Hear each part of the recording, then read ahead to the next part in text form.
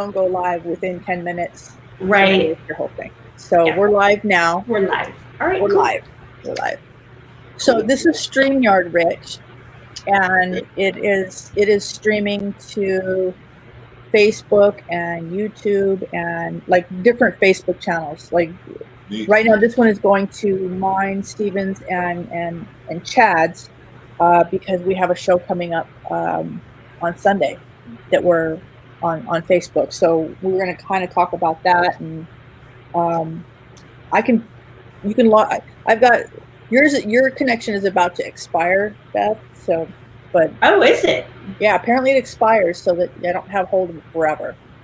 But you can log into my account and then like set a destination, and then when I start this, I could stream it to your Facebook. So like if you and I wanted to have a chat and just talk and then stream whatever, you could stream it to your channel. Good to know. I had no idea it was about to expire. Yeah. Okay. Yeah. So Kim, you're talking about doing this sort of thing once a week or what's the deal? Yeah. I just want to have a shoot the shit kind of, talk about. I love it. I've been wanting to do something like this for a long time. Out here where I am, where I am. Yeah. Beth, maybe you don't. I'm out in the Antelope Valley, and there are artists out here, but a good many of them. How do I put this without sounding completely full of myself? I've been teaching a long time, and when you have conversations, I find that they're asking me questions, but I don't really have a lot of people that I can ask questions of. And when I do, they go, "Oh, I don't know. You know that, Yeah. Newsflash, I don't know everything." So it's kind of cool. I wanted to have an opportunity where just sit down with other artists, back and forth. Who knows what? So Beth is in Texas. And Beth has a little squeaky toy on the floor behind her that her dog's playing with. I'm so sorry.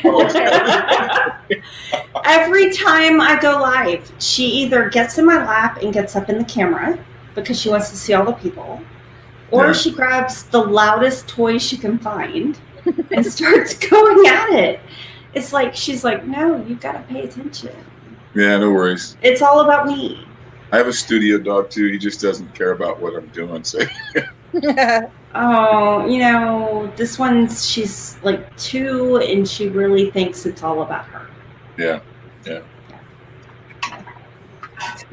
Steven is trying to join us. Steven is one of the others that I'm having a Facebook show with Sunday. He's technologically has a lot to do. Challenged. Whenever we watch it, okay, we all are. We can't all be. It's good. No, I love him. And yeah. So Beth is on ASF, which is Art Storefronts, and so is Steven. And that's how we know each other. Mm-hmm. And I just applied to and got accepted to that gallery.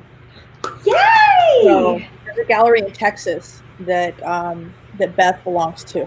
You're talking about a brick and mortar gallery or It's a brick and mortar gallery. Yeah, but they do a lot of online stuff too. So no, that's great. Yeah. Great. Yeah. Well, things are going to start opening up here soon. They have to. And they're open and they're part of the Galveston Art Walk.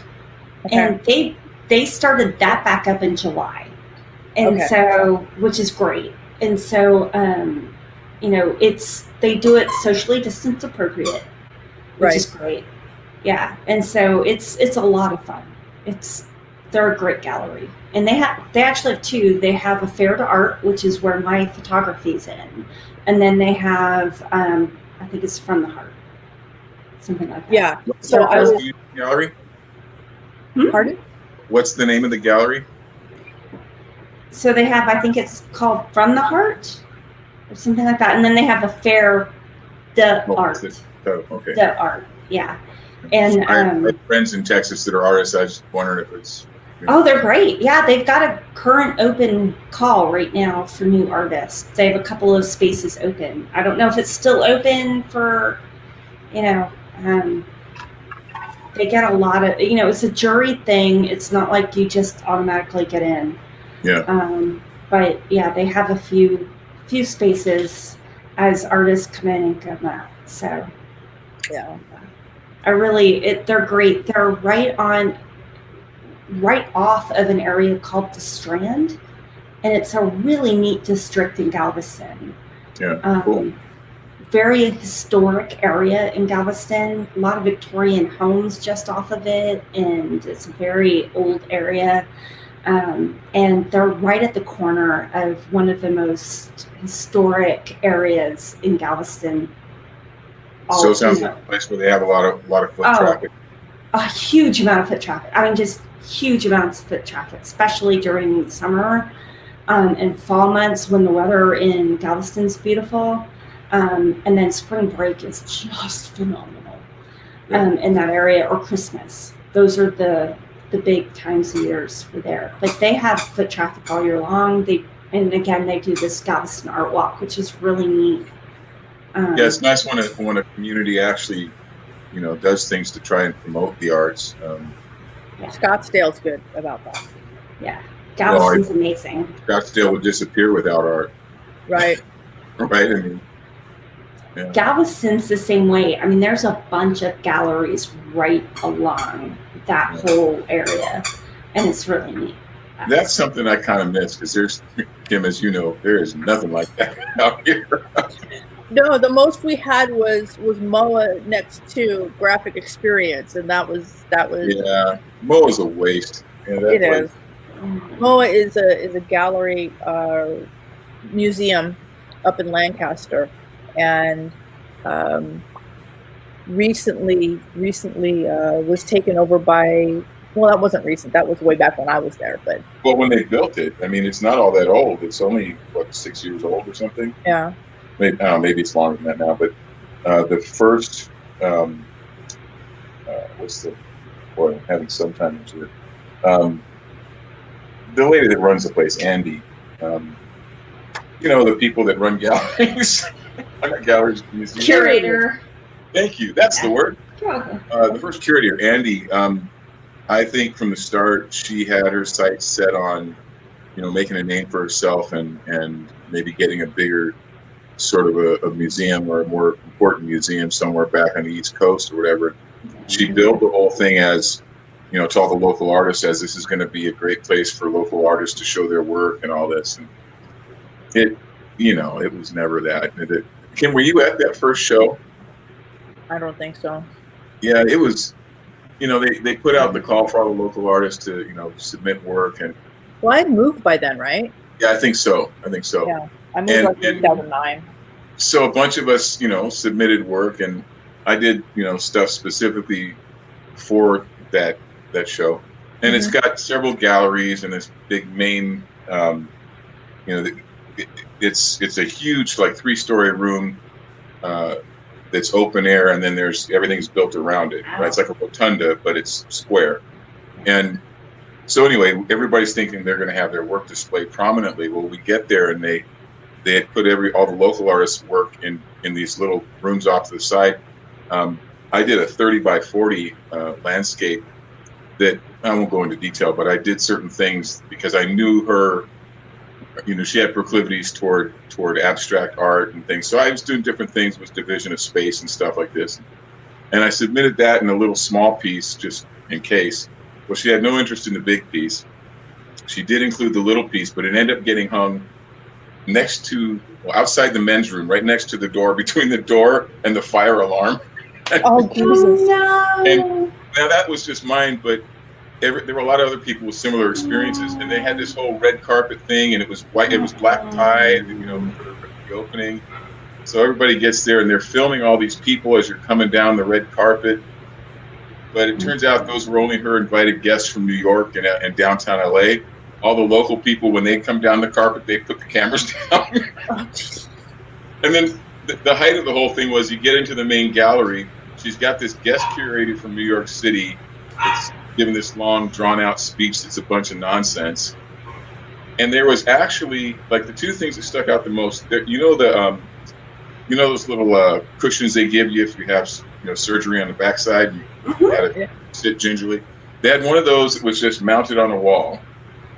I don't remember what it was called, but it was supposed to be a piece of art. And then there was another one that was a wooden pedestal with a plexiglass cubicle on top of it, something you expect to see a couple of fine watches displayed in. But there were no watches in it. It was just sat against the wall so that at certain times of day, the light would come through and make little rainbow patterns on the wall next to it. And I'm thinking, that's a 7th grade science experiment. That's not a piece of art. Yeah, that's light refraction. That's So this guy got about halfway into his overly verbose speech, and I just turned and looked at Andy and said, "That's it. I'm out of here. I said, I don't want to be party to this. This is a hoax, man. I'm out." I haven't been back in that place since. It reminds me, a couple of maybe a year ago, whatever gallery it was that hammered a couple of bananas to a wall. Yeah, they duct tape. Yeah. Or duct tape to a wall. Lamore somebody bought it for thousands of dollars. Yeah. Yeah, the emperor's new clothes. There's a fool born every minute, right? So right. Well, when Norma left, see Norma. Why can't I find one of those fools?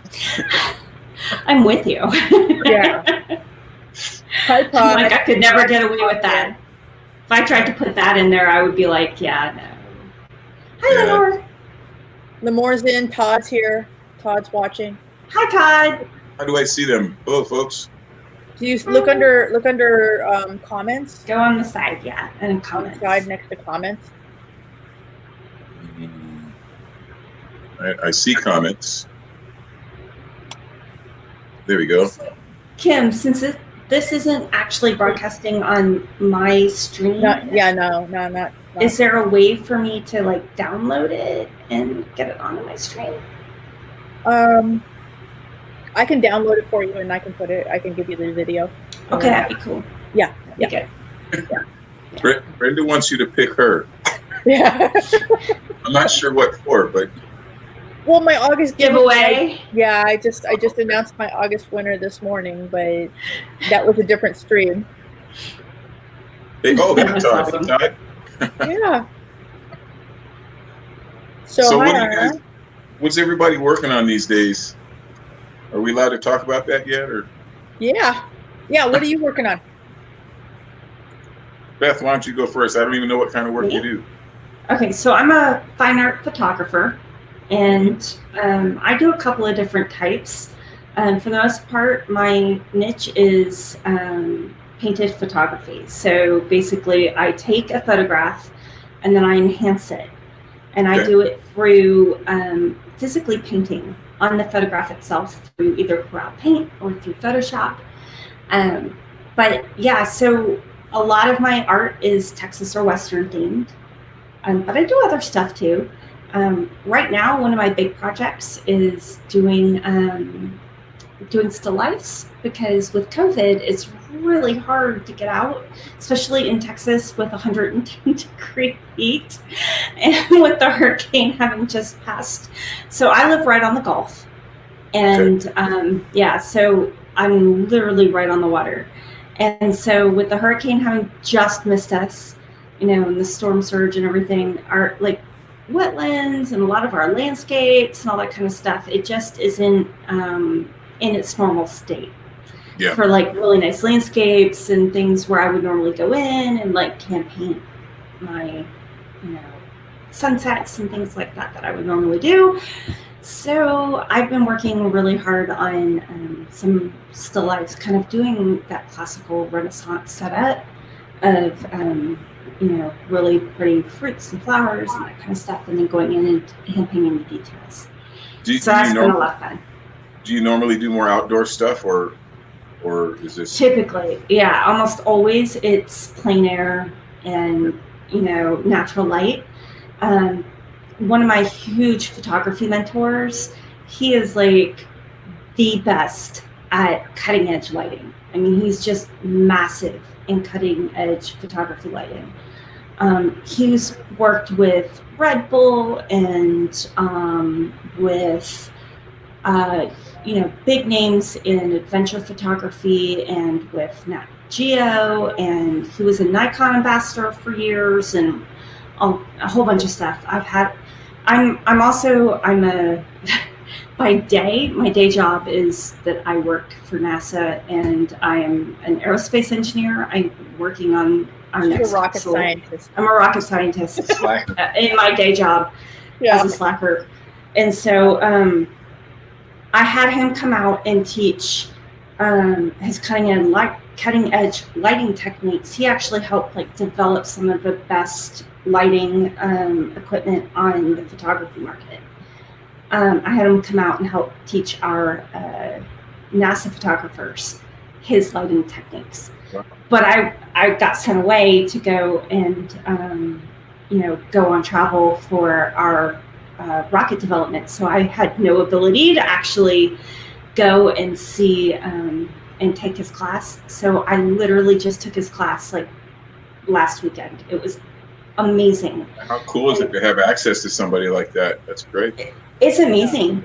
I mean, the fact that I had the opportunity to meet him, I went to one of his workshops and went up to him afterwards and just started chatting with him a little bit, and ended up having an opportunity to sit down with him at lunch and have a little chat with him afterwards during that time. And I guess I stood out. That whole rocket scientist thing stood out. He was a former physicist before he became a photographer, so that connected, and I kept at that networking, right? And networking really is a big deal in being able to help develop these relationships.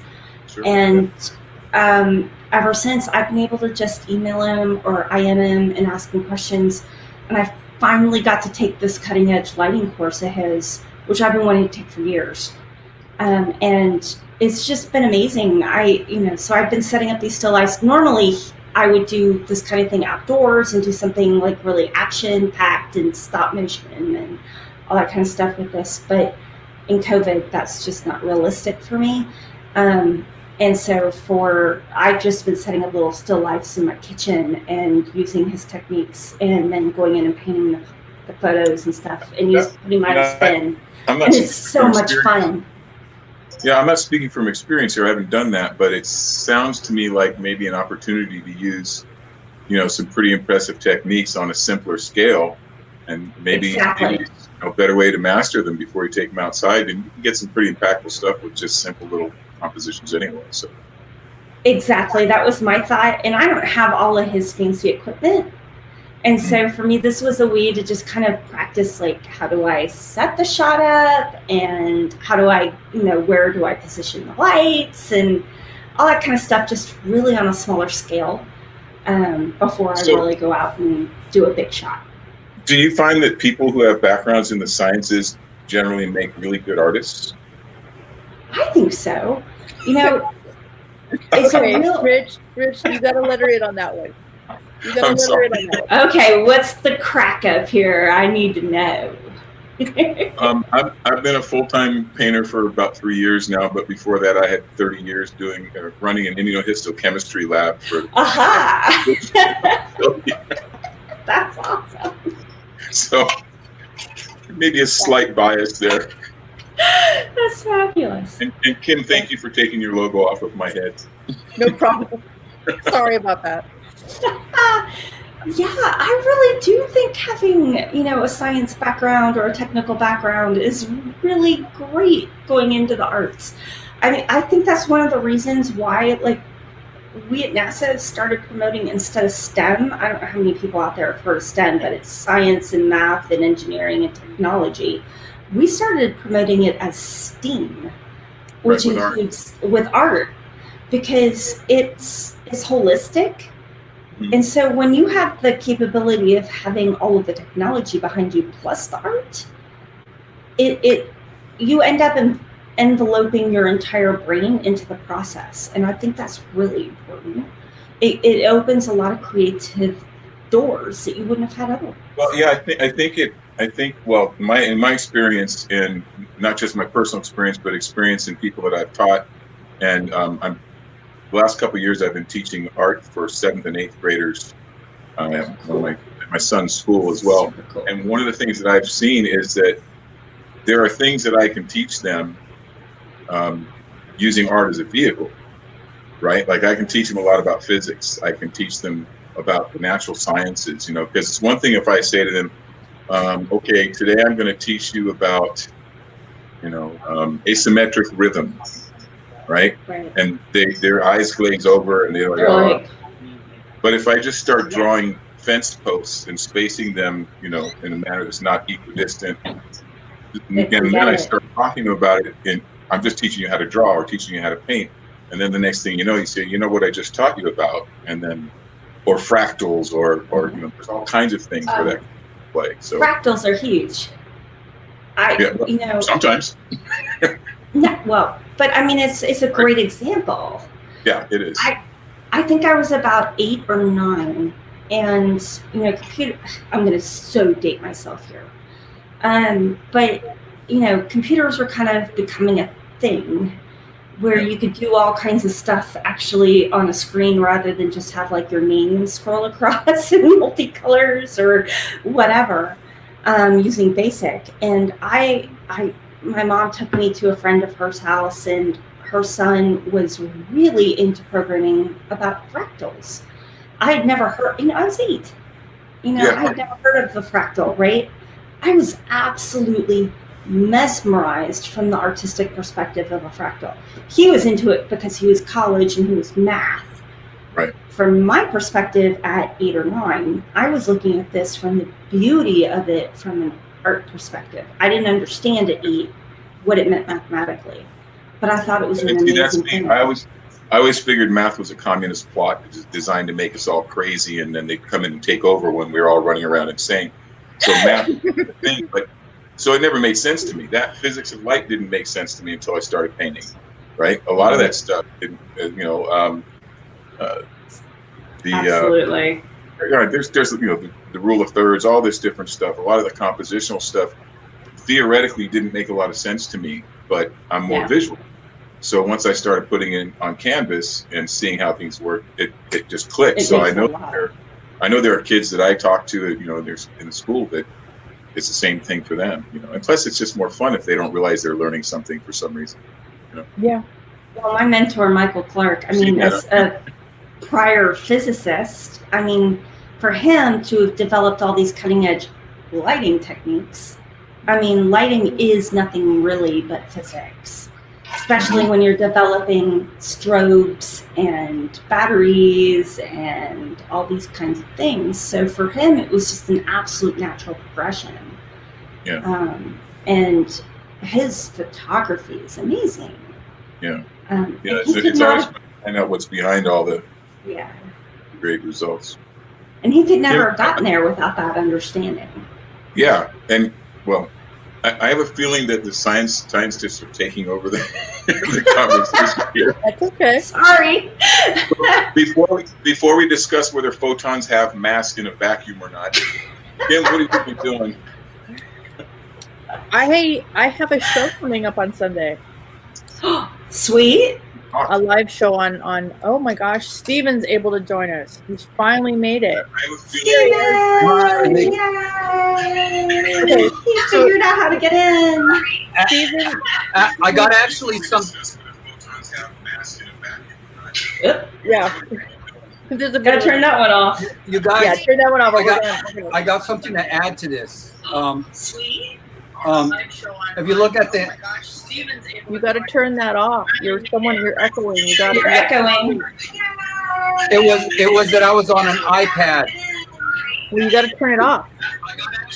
Turn the mute. You got to mute it. Yeah. Let me tell you something that really dovetails with this. If you look back to the Enlightenment, when they were looking at the qualities of light and they were breaking down light into prisms and building telescopes. All this comes, the Fibonacci series.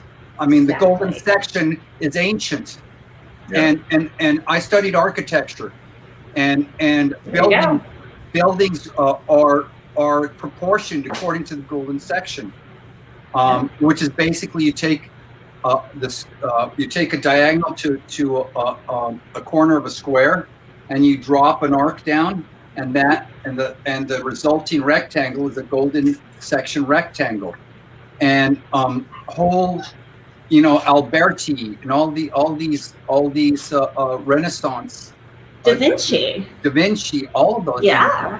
things. And science uses that. Harmonics. The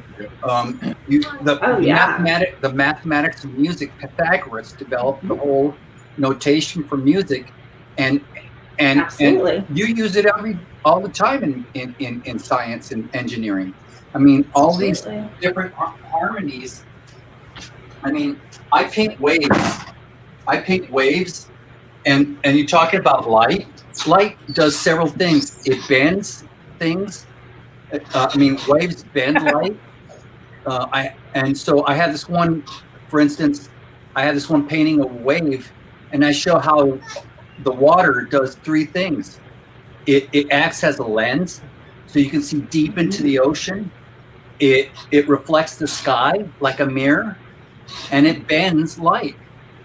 I mean, it's there all right in front of us. I mean, you look at the astronauts, they take photographs, and exactly. they know 50,000 or more emission. Yeah, and that's not a coincidence.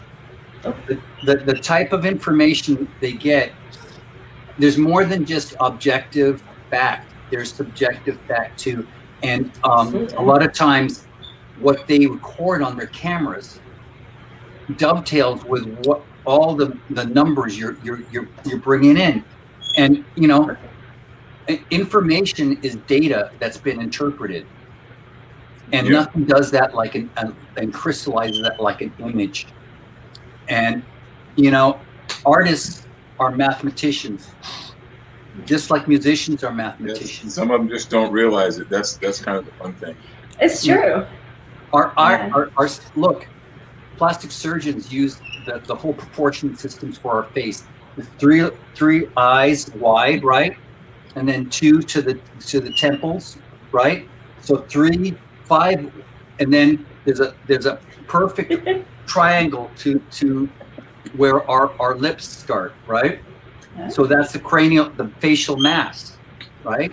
That's an equilateral triangle, and it's the brow, right? The brow line is right halfway between the chin and the top of the cranium. I mean, people they studied this.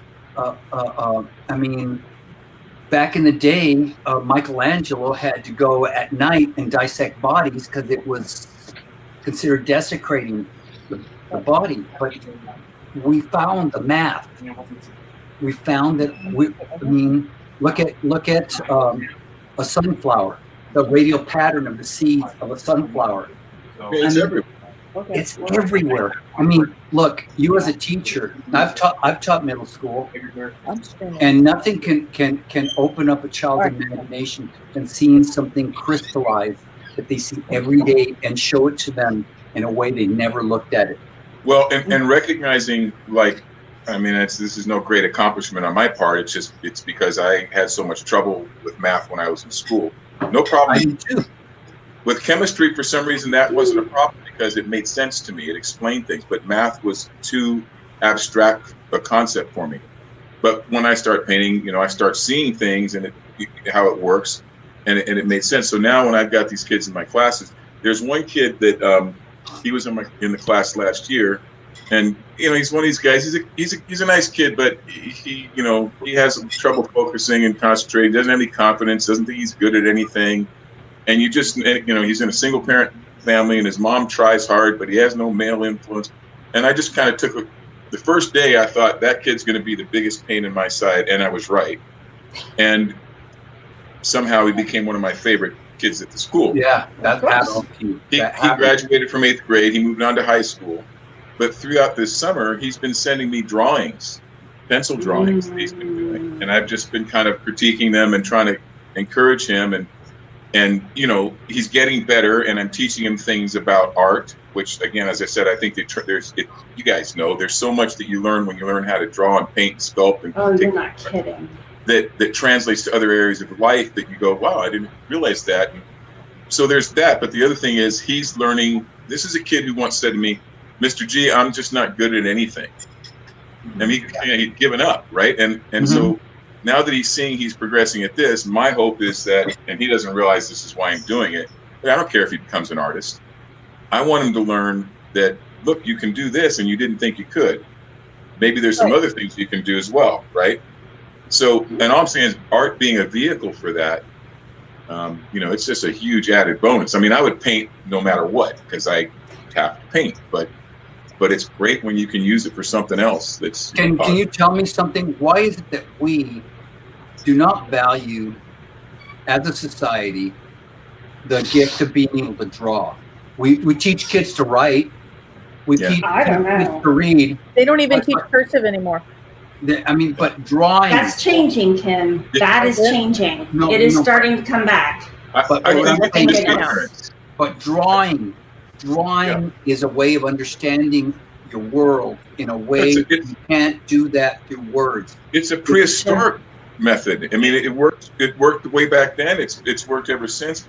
I think were treated as shamans. The guys that painted on Lascaux and the Caves of Altamira, they were treated as shamans. They saw vision, and we think that kid that doodles in the back of his peachy and draws like cards and stuff like that is a goof off. Yeah. Right, because what happens when you tell someone you're going to go be an artist? Well, I literally had to doodle during class in order to be able to concentrate. Yeah. Otherwise, I couldn't process what I was learning or hearing. Yeah, but it was considered goofing off, and I never understood that. Basically got to a point where they become kind of ignorant because they don't understand the value of art. Obviously, I mean, what's the first thing that gets cut in public schools is art and music, right? Always. Art and music. Both of which will help you understand math. Shop is another one. You're right. Can I tell you something? Because administrators, all they care about is their job and keeping their position. There's a big divide between teachers that are in the classroom working with kids and forming those minds, and their asshole bosses that sit in their air-conditioned office and pimp on the teachers because the attendance wasn't turned in on time or some kind of bullshit like that. And now they're trying to force the teachers into COVID-laden classrooms because we're expendable. That's where Tatiana is right now. Tatiana is another friend of ours, and she's a teacher, and they just started classes 2 days ago. She's got schoolwork right now, or she'd be here. I'm lucky I'm not in class right now. Yeah, I almost should have been. Look, our teachers should be a national treasure. It should be like a strategic supply. We only have so many teachers, and after they only last from a certain age to a certain age, and it's like a bell curve. The first 5 years, you don't know what the hell you're doing as a teacher, but after those 5 years, your value just magnifies for the next 10, 15 years, and then they put you out to pasture, and then so what happens is these administrators that don't have skin in the game, they're the ones that are put in charge, and then you have these parents that are ignorant. They don't know what we do, and right now this is changing. Right now with COVID, the parents have to be the teachers now, and they're saying, "Oh my God, this is not as easy as I thought it was." I don't know how we're supposed to go back to work. Yeah, I mean, I don't either. I haven't stopped working. I've been. Of course, my work is taking people out in the field and teaching them how to paint a landscape. Right. I know. Yeah. But I've spent since March trying to get my website and stuff going, and I haven't done too badly, but it's not where I can sustain the household yet. So I have to consider going back to email marketing. But well, that's why I started teaching these these middle school kids, because I had the opportunity to do it, and I needed to supplement my income. Right. Now, as it happens, and I didn't think I was going to enjoy it, and for a good long while I didn't. But then you start seeing the impact that you can have, and it all changes. So I'm only doing it 1 day a week, and now I'm I will be in the classroom. The kids will not. So I'll be doing it, online from there. But, I forget, you're from NASA. I forget your name, first name. I'm Beth. Beth. But Beth, the thing that you do is important in terms of education too, because what you do is you bridge the gap between technology and art, and it's always been a connection between the two. It's only in the last 100 years that the arts and philosophy were divided from physics and chemistry. Did you ever read Edward O. Wilson's Consilience? Oh yeah. You should read that. I forget your name, sir. No, I read it. That's No. Rich. That's Rich. Rich. You should read. Me. Kind of that Tim. one. Tim. You should read that, because what it is for the last 100 years, all these different disciplines have been like their own ghettos. Where when the Enlightenment started, and when we really took a big leap forward in technology and culture and everything was integrated, and we're going back to that now. That what you talked about, STEAM, but of course, it's in the hands of the administrators, so they're going to screw that up. Well, I mean, hopefully not. Let's hope not. I mean, I spent like a good. I spent about 4 years in NASA's as their exhibit manager at the Johnson Space Center.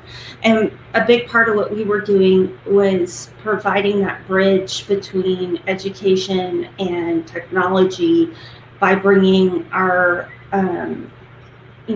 our hardware and displays and that type of thing to museums or schools or whatever. And it was really fun to see a lot of these teachers and administrations really trying hard to see how they could bridge those gaps. So there's a grassroots effort out there that's really working hard. It's led by the teachers. It's led by the teachers. And principals in a lot of schools. If they're smart, if you get a good principal, that's the big difference. A principal, it makes all the difference in the world.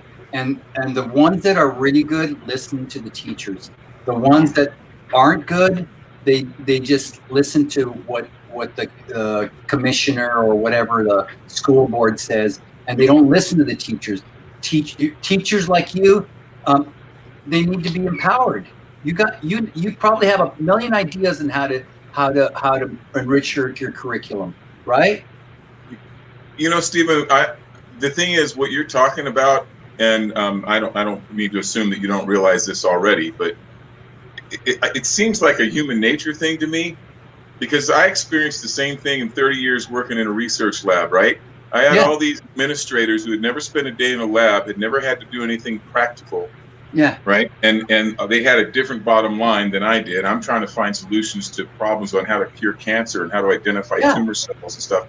And they're telling me, well, you can't do this and you can't do that, and you can't do all these other things. There's all these, burdensome regulations that completely, take creativity out of the equation, which means that progress stops, right? Yeah. It's always this. It doesn't matter what field it is. It's just, so I think there's something. How do you do it? Do you do Someone wants to join. I stopped doing it. She's a Chihuahua. Campaigner, so I wouldn't have to put up with it. that was my brother went to Harvey Mudd. He built a laser when he was 13 years old from scratch, and he worked on for Intel, and I can't tell you how frustrated he was. He's an AI expert, neural nets, and they basically put him out to pasture. And now what he's doing is on his own. He's like networking with his colleagues, and he's doing his own research. Yeah. And it's almost like you have to go out of the box to really start exploring things the way you want to. You know what I mean? Of course, I see that in a lot of different fields, though. I mean, and I'm not saying, well, so we should just give up, or I'm just saying as we're talking about this, I could say the same thing about what you were saying about teachers and art and getting it back, making it important again. I could say the same thing about the research that I used to do in that environment. I could say the same thing about organized religion.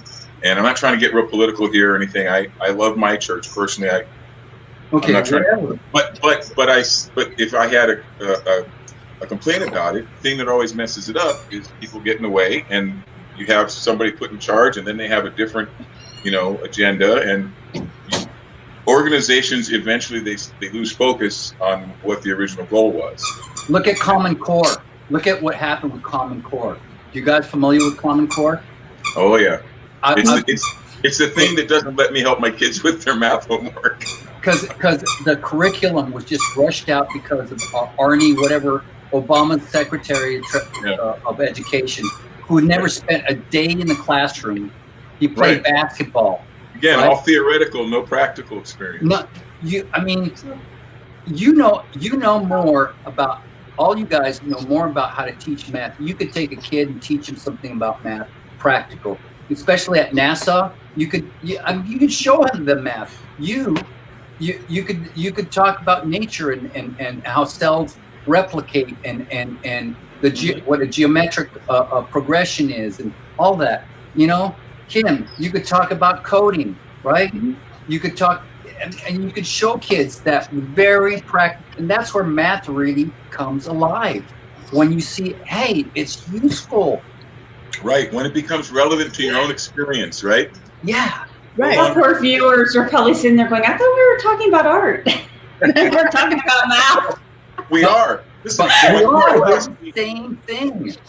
When people from time to time, I'm sometimes very fortunate that somebody sees some of my work and they'll say something very charitable. Oh, you're really gifted. You're really this way. How do I get there? Or students that I'm teaching, how long does it take to get to whatever level you're at?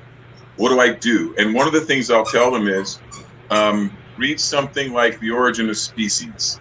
Listen to music that challenges you. Stop listening to pop music. Listen to jazz. And it's not because, I happen to love jazz.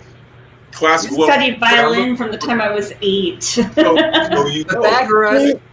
Pythagoras, yeah. So it's these different time signatures other than common time, right? Yep. That engage the brain deeper and for a longer period of time. And if I can find a way to put that into my paintings and make people sit there and stare for 15, 20 minutes at a painting, I win, right? Mm-hmm. They don't know why they're doing it necessarily, but anything I can do to get them to engage, I'm going to use it. And that's why I find out about fractals. And so all this stuff, when I tell them, read The Origin of Species or read the Gulag Archipelago, anything that's going to challenge you. I don't care. The Coltrane.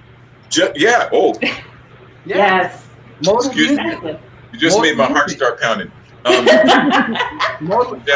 He dropped out for a year. It elasticizes your brain. It makes it, because what happens is then when you become familiar with all these things and you're creating all these other neural synapses that weren't there before, you think, well, is that going to make me paint better? It might, but more probably it's going to make you more open to a possibility for painting that you may have walked right by 6 months ago, and suddenly now you're going, wait a minute, what if I did this? And that's right. So how do you get where? It's change your perspective, right? Mm-hmm. It's Constantly. Just change your perspective. I used to be a bodybuilder, and there's this thing called the muscle confusion principle. I didn't know that. Yeah, it was before you met me. Long time ago. Anyway, there's this thing called the muscle confusion theory, right? Where you're basically just hitting different muscles. You hit them different ways all the time, so they never have a chance to really get used to it, right? Mm-hmm. And it's kind of the same thing with your brain, because if you're going to say something profound, and art's supposed to be a language or a means of communication, what difference does it make if you learn how to render something and you have nothing interesting to say? Mm-hmm. So, I try to constantly challenge myself intellectually. And sometimes it doesn't work. I go, well, I don't know what I got from that, but you got to keep trying. When that saxophone player playing that note that is kind of out of tune, but then it comes into the next note, and that he's doing that on purpose. And when you realize that they're doing that on purpose, oh yeah, you can do that. You can bend the rules your perspective. That way. Yeah. What were you going to say, Kim? No, I was going to say, that's kind of why I the message. You know, your art says something. You know, I Mhm. focus on wildlife. Where a big part of my art is wildlife, and more specifically endangered species. But because there's something to be said, there's a message to convey, and there's always data to learn about the animals and what their habitats are and what their environment is providing them, and how what we're doing is affecting them. So you know, that's kind of where my delve into wanting to learn more. Your thing with rhinos, Kim, that whole lesson about rhinos and the horn, how they're having to knock down the horn so that they don't get poached, and Right. the imagery that and you can't help but relate to that animal. I mean, this is an animal with dignity and everything, and it has to have the very thing that makes it in nature more dominant taken away from it because some idiot To save it, that's yeah. an aphrodisiac. Right. That's right. Well, and that brings me to one of the things that I'm doing is that I'm kind of working with the Kansas City Zookeepers Association to Bowling for Rhinos is the fundraiser, and it's a 30-year-old fundraiser. They've been doing it for over 30 years, I think 33 years. Mhm. And every zookeeper association at each zoo puts on their own event.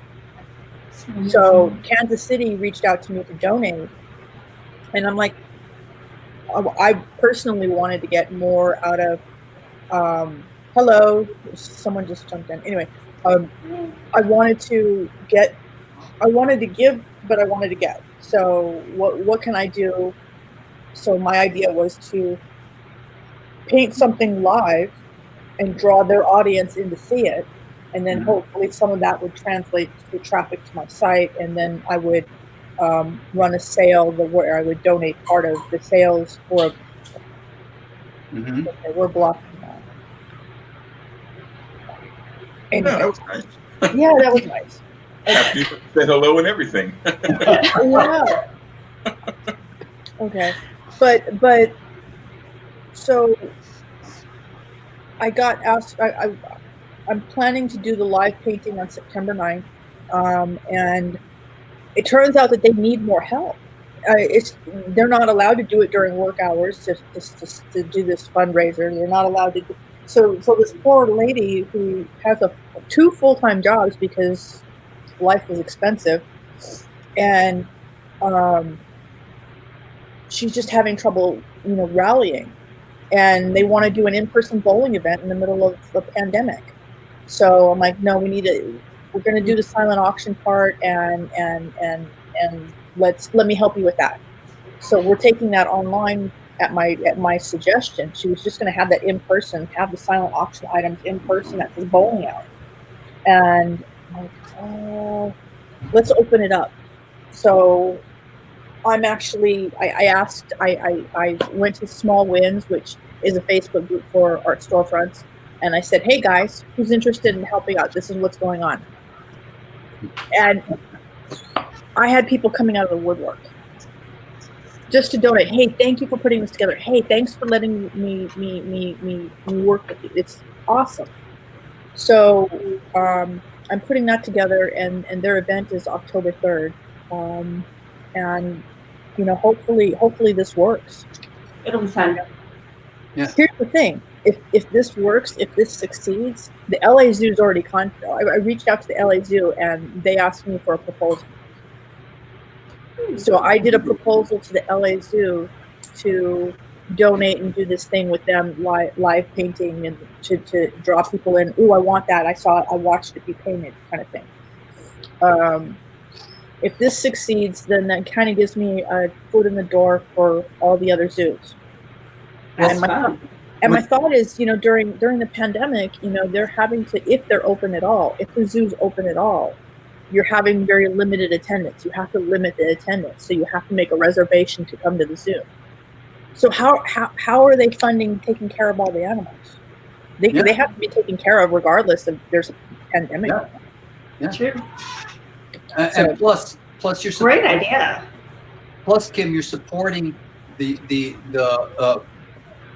there's a lot of animals that are in trouble that if there wasn't a captive breeding program in these zoos, Yeah. that they would go and stick rhinos. I mean, you're helping keep the rhinos going, and without these programs, I mean, the zoos are the key to that right now, because Right. Well, the Zookeepers Association has ties to preserves that are all over the world. So if you look at Bowling for Rhinos and their site, they have an organization, or like a habitat in Indonesia that they fund, and there's 2 different places that they fund. And the thing about the rhino is that habitat that it lives on, it supports other species. So by protecting the rhino and its habitat, you're supporting with cheetah and several other endangered species. So it's kind of cool. It's really cool. There's a science connection there. I mean, you could make that educational about habitat and ecosystem, and it's what's the term for the type of species it is? It's a you said it the other day. The keystone species, like the frogs? Keystone, yeah. Yeah, it's a keystone species, yeah. Yeah, so that if we can get kids to understand that, then they start telling their parents, and then they later on become activists, and then later on, there's none of this, like, we're disassembling the EPA. Did you hear they're trying to repeal or make the Endangered Species Act powerful? They're working at that. It's totally the orange menace is working overtime. Let's just put it that way. That's all I'll say. But he's not going to win. There are enough of us. Well, we don't need to get political. We're not getting political. Yeah, I know, I'm not getting political. But government employee. I work at the pleasure of the president. I can't say anything political. No, but I'm just saying, smart people are the ones that are going to save the planet. Well, and that's kind of, I had a project that kind of got sidelined. My sister and I were my coloring books. You guys are familiar with coloring books, right? I was going to do a coloring book, storybook kind of combo that had augmented reality integrated into it, that was going to talk about species, and it was going to have characters check in on these different species and see how and take, explain how what we do affects these animals.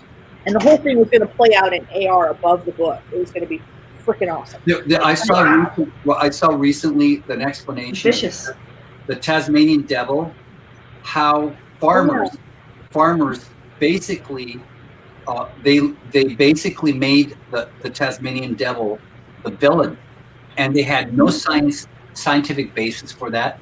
It wasn't the Tasmanian devil that was attacking their herds. It was another predatory species, and they hunted the Tasmanian devil into extinction. The Tasmanian devil is still around. It's not extinct. The thing with the Tasmanian devil is that there are 2 distinct populations of Tasmanian devil. The larger one is cancer-ridden because of inbreeding, because they couldn't breed with its fragmented sister group. They found. I thought they were out of the wild. I thought that they had killed the last one in the 1930s. Oh no. They're around still. Yeah, but like I said, there's a large population and a smaller one. The larger one is genetically predisposed to large cancerous tumors. My thought is on what your art is doing, Kim, is this. Politics completely aside, the thing that bothers me is when people make decisions and they don't have the information to have made a decision and don't realize it. So at the very least, what you're doing, hopefully at some point, it'll help people, learn more about what these animals are and their place in the ecosystems and why that's important to the larger world. There's all other kinds of factors, economic and all this other stuff that people use to justify this position or that position. I'm not telling anybody what to think. All I'm telling them to do is think. And if you don't have any information, and how many people know about 2 different sets of Tasmanian devil populations? right? Yeah. So if nothing I else, if didn't. you can educate didn't people either. about that, there's another animal that I think you're thinking of, Stephen, and I can't remember the name of it. I can see a picture of it in my mind's eye here. And if I think of the name, I think that's the one you're probably thinking of. It had tiger stripes on Yeah. it. That's what I was thinking too. That's the one on, and That's not the Yeah. Tasmanian devil. No, the Tasmanian devil's a little brown thing. yeah, this one was the I guess the Tasmanian tiger or whatever. It was the last one died. Tasmanian tiger. That's Yeah. what I'm thinking of. It was in the night, and there's rumors that they've spotted one somewhere in the hinterlands, but basically, it's like what we've done with the gray wolf. The gray wolf farmers but you know what they're finding out about the gray wolf? That the elk population depends on Sure. the gray wolf for its health. It calls. Do you remember the Yosemite when they reintroduced the wolves into Yosemite? Yeah. Okay. Yosemite was overrun with deer, the whole ecosystem was out of balance because the wolf had been vilified and hunted to. You mean Yellowstone? Yeah, Yellowstone. Yeah. But reintroduction of the wolf species, put everything back in balance, and all of a sudden, and not just the animal population, it actually the floral returned fauna, the course of the Yellowstone River to its original spot because it had deviated. Because when you don't have, when the deer are running wild, they denude everything, and then water runs to places it previously couldn't. Right. It's Wow. amazing the impact. I hadn't thought about that. Well, also, do you realize that they've spotted California grizzly for the first time in years? There's actually recently they've in the higher Sierras they've found some California grizzly. So, I mean, if we I let didn't hear that. That's great. Yeah, if we let nature do its thing Grizzly. and we're real stewards. But I put my son's high school on the. That's where the scientists come in. That's where we got to understand the population dynamics of different species and the habitat. How does everything link together? And we're only understanding that. We're only starting to understand that. Well, guys, I hate to do this. It's 9:00 my time, so I have to cut out. Okay. But it was lovely to talk to you guys. Like I said, I want to do this every week. I want to have whoever can pop in and talk about their projects and stuff, and wherever the conversation goes. Yeah, this was fun. Thanks. Yeah, it was great to talk to you guys. And unfortunately, I need to also. I was supposed to check out about a half an hour ago, so I got to roll. Good conversation. Kim, you guys are wonderful. Going to do the same thing next week, same time, or Thursdays at 6. Okay. You guys are wonderful, and it's this conversation is so stimulating. I mean, we could go on for hours. We could. It was great. Thank you. That's right. We actually start talking about more art stuff. Oh, that would be yeah. But I mean, it's an ancillary sort of.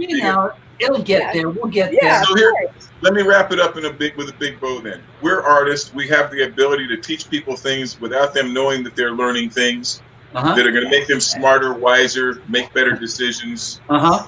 Right. That's our goal. There you go. I love it. You guys. You guys are all right. Wonderful. I will see you guys next week. Thanks so much. Have a great nice talking to you guys. All right. You too. You. All right. Well, that was fun. This is great. So in the future, I'm going to try to find out because what I wanted to show is like, since I've been working outside on my workbench, and I wanted to show the progress on the surfboard, and talk about that. Okay. What kind of phone do you have? I have an iPhone 11. Okay. But I also have I have a fourth generation. I know. I haven't tried to go live on my iPad, but the iPhone does it. I'm gonna end the broadcast, but we're gonna stay here and chat. So hang on. Okay. Stay tuned for next week because who knows who's gonna drop in. Yeah, Tatiana, wasn't able to today. Chad was supposed to be here. Yeah. We were supposed to promote our show. Hold on. I'm gonna go